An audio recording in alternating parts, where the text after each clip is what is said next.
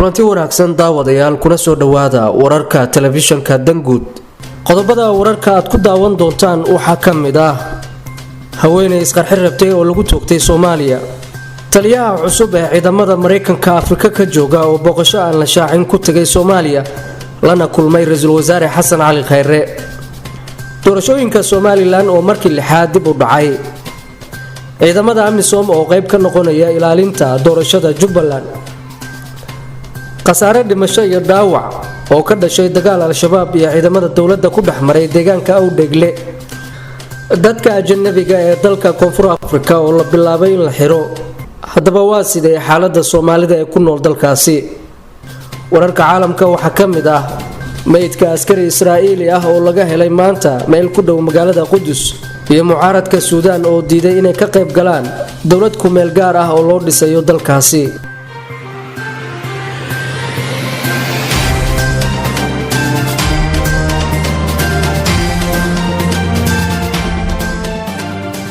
intaasina waxay ahaayeen daawadayaal qodobada wararka ugu waaweyn maanta. u diyaar garooba warkaas oo faahfaahsan. wararka ka imaanaya magaalada Baardheere ee gobolka Gado ayaa waxay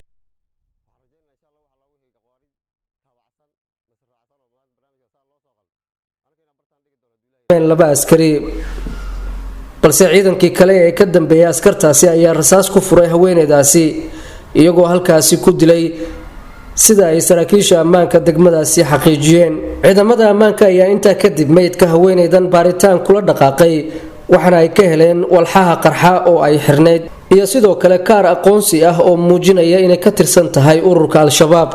meydka haweeneydan ayaa la geeyay halka loo yaqaan Taalada oo ah meel fagaaro ah waxaana isugu soo baxay shacabka ku nool degmada Baardheere oo daawanaya.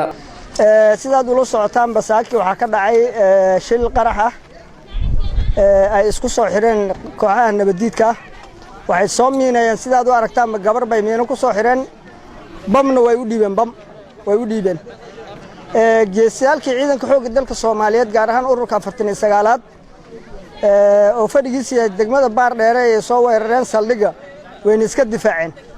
ayadana waa la dilay ayadana bam bay soo tuurtay marka koowaad bambada ay tuurteen hal askari yaa dhaawac fudud ah.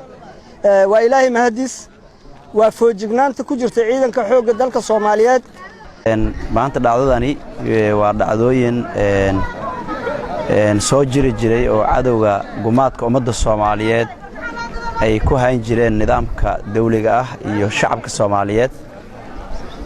maanta waxaa saldhigga booliska ee bamba iyo qarax ismiidaamina ku soo weerartay gabar Soomaaliyeed oo la khalday oo cadawga ay u soo dhiibeen in ay isku baabi'iso dadka saldhigga loogu adeegayo iyo bulshada iyo ciidanka intaba. laakiin waxaa ilaahay mahadiis ah in ciidanka difaacayay saldhigga booliska ay ku guuleysteen in ma aragtay ay iska difaacaan ciidana halka lagu toogto. taliyaha cusub ee ciidamada Mareykanka ee ku sugan qaaradda Afrika ee magacooda loo soo gaabiyo Africom ayaa Arbacadii shalay waxa uu booqasho aan la shaacin ku yimid Soomaaliya. General Stephen Townsend ayaa waxa uu la kulmay Ra'iisul Wasaaraha Xukuumadda Federaalka Soomaaliya Xasan Cali Khayre iyo danjiraha Mareykanka Soomaaliya Donald Yamamoto. ujeedka safarka uu ku yimid Soomaaliya ayaa lagu sheegay in ciidamada Mareykanka ka jooga Soomaaliya uu kala hadli lahaa dagaalka lagula jiro al-shabaab. waxaan la shaqayn doonaa ciidamada qaranka Soomaaliya waxaan sii xoojin doonaa xiriirkeena Soomaaliya ayuu yiri Townsend isagoo intaa raaciyay hadalkiisa inay iska kaashanayaan Soomaaliya iyo saaxiibadeeda caalamka inay cadaadis joogto ah saaraan al-shabaab. doorashooyinka golaha wakiilada iyo kuwa deegaanka ee Somaliland ayaa markii lixaad dib u dhacay. gudoomiyaha guddiga doorashooyinka Somaliland Cabdulqaadir Iimaan Warsame oo maanta saxaafadda kula hadlay magaalada Hargeysa ayaa sheegay in farsamo ahaan iyo sharci ahaanba aysan u qabsoomi karin doorashooyinka baarlamaanka iyo kuwa golayaasha deegaanka Somaliland. xisbiyada qaranka daneeyayaasha arrimaha doorashada iyo dhammaan ummadana dhageysanaysaba in aanu la wadaagno qabsoomiddii wakhtiga doorashada. sida aad la socotaan qodobka 9aad ee xeer number 2021 ayaa komishanka doorashooyinka qaranka ku waajibinaya in markay 120 maalmood ka harsan tahay maalintii loo cayimay ama loo asteeyay doorashada inuu ka hadlo komishanku. xeerkaas ayaa waajibaad kaga dhigaya. haddaba markaanu aragnay in xeerka doorashada qaranka ee lagu geli lahaa doorashooyinka golaha deegaanka iyo golaha wakiilada aanay weli diyaar ahayn oo xeerkii hor yaallo golihii wakiilada. 2 dib u furistii diiwaangelinta codbixiyaasha oo aan weli qabsoomin muranadii taagnaa daraaddood. 3 sida uu dhigayo qodobka 9aad ee xeer number 2021 oo komishanka ku waajibinaya inuu cayimo wakhtigay qabsoomayso doorashadu 120 maalmood ka hor maalinta doorashada loo asteeyey.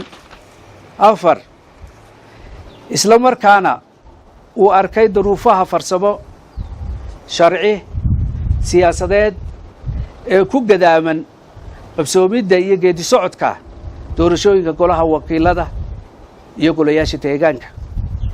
sidaa daraaddeed komishanka doorashooyinka qaranku wuxuu caddaynayaa in doorashadii golayaasha deegaanka iyo wakiiladu ee uu qorsheeyey in la qabto 12 Disembar ama u qorshaysnayd in la qabto 12 Disembar 2019 oo ah bil ka hor dhammaadka muddaxileedka golaha wakiilada ee markaa fadhiya aanay farsamo ahaan iyo sharci ahaanba aan ku celiyo farsamo ahaan iyo sharci ahaanba qabsoomi karayn. waraaqdii waan u qornay oo qodobka waxa ku jira in madaxweynuhuna aanu gaadhsiino waraaqda uu isaguna ku jawaabo digreeto muddo ku dhan 15 cisho. waraaqdaasuna way naga baxday, madaxtooyada way u tagtay. xildhibaanada Somaliland ee ka soo jeeda Awdal, Sanaag, Bari iyo Sool ayaa sheegay in ay saami qaybsiga laga xalinayo ka hor intaan doorasho la aadin. doorashada Somaliland ee wakiilada iyo golaha deegaanka Somaliland ay ahayd in la qabto bisha December ee sanadkan oo ay ka dhiman tahay 4 bil kaliya. waa markii 6aad oo doorashooyinka golaha deegaanka iyo kuwa wakiilada Somaliland ay dib u dhacaan. magaalada Kismaayo waxaa ka socda diyaar garowga doorashada baarlamaanka iyo midda madaxweynaha ee dhawaan la filayo inay ka dhacdo halkaasi. taliyaha ciidanka booliiska dowlad goboleedka Jubbaland Colonel Maxamed Naasir oo ay weheliyaan taliyaasha booliiska Amisom qaybta Jubbaland ayaa waxa ay maanta oo khamiisa booqdeen halka la filayo in lagu qabto doorashada madaxweynaha baarlamaanka madaxweynaha Jubbaland. xarunta lagu qabanayo doorashada ayaa ku taala ka soo horjeedka xarunta baarlamaanka Jubbaland ex-aymiska ee magaalada Kismaayo.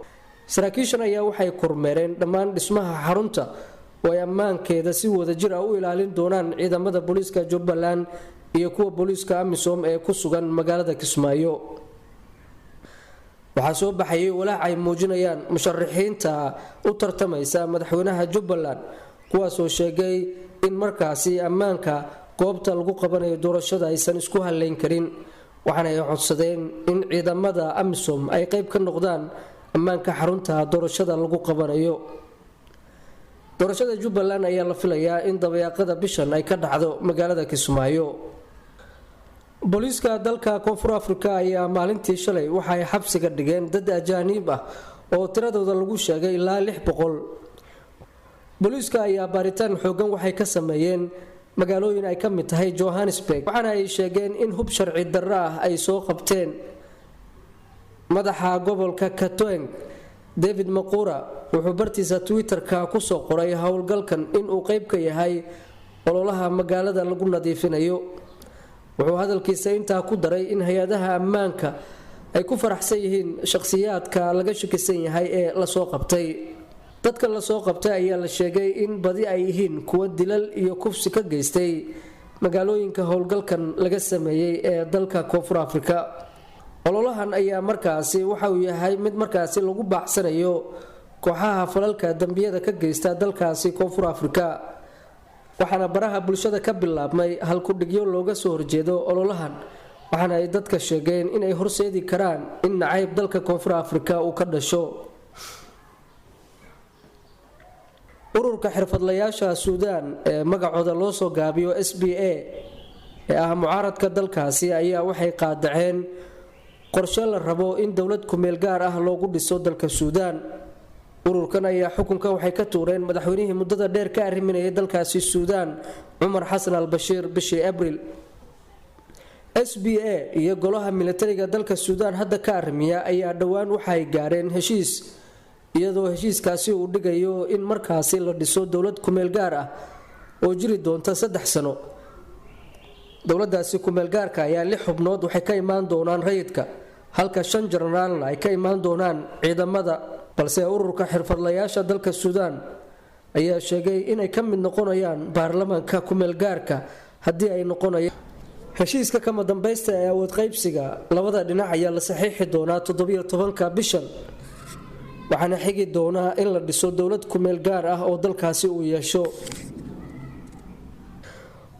ugu dambeynna militariga Israa'iil ayaa maanta oo Khamiis ah waxa ay sheegeen in deegaan ku dhow daanta galbeed ee koonfurta ka xigta magaalada Qudus laga helay meydka askari ay ka muuqdaan dhaawacyo ka dhashay Torrey sida lagu sheegay bayaan ka soo baxay militariga ciidamada booliiska Israa'iil ayaa baaritaan ka waday meel u dhow deegaanka Idson oo meydka laga helay askarigan saacadii hore ee saaka afayeen u hadlay ciidamada Israa'iil ayaa sheegay in askariga la dilay uu ahaa arday baranayay duruus diimeed ciidamada la siiyo ka hor tababarka military isla markaana uusan hubaysnayn ama uusan xirnayn darees military ah wuxuu sheegay in militariga ay baarayaan sababta dhimashada askarigan ayaa goor dambe magaciisa lagu sheegay David Zorek waxa uu ahaa 19 jir ka soo jeeday xaafadda Ofra ee deegaamaynta Israa'iil ay ka sameysay daanta galbeed Ra'iisul Wasaaraha Israa'iil Benjamin Netanyahu ayaa bayaan uu soo saaray waxa uu ku sheegay in ciidamada Israa'iil ay wadaan baacsi ay ku soo qabqabanayaan kooxaha ka dambeeyay dilka askarigan war wixii dalka iyo dibadda daawadayaal inaga soo gaaray waa naga inta fadlan haddii aad ku cusub tahay channelkeena subscribe dheh si aad ula socoto barnaamijyada iyo wararka aan halka soo gelino wixii faalla ah noogu reeb qaybta comments-ka